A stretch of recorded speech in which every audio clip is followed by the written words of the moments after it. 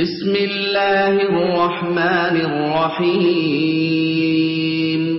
ci turu yàlla mi yërëm mboole mi jaamam di jagleel ñàkk a gëm yërmaande yowmal qiyaama inna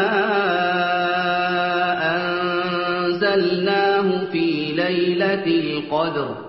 alquran ji de ñun ñoo ko wàcce ci guddig dogal ga wa ma adraaka ma laylatul qadr ma yow lu lay mën a xamal luy guddig dogal ga laylatul qadri xayrun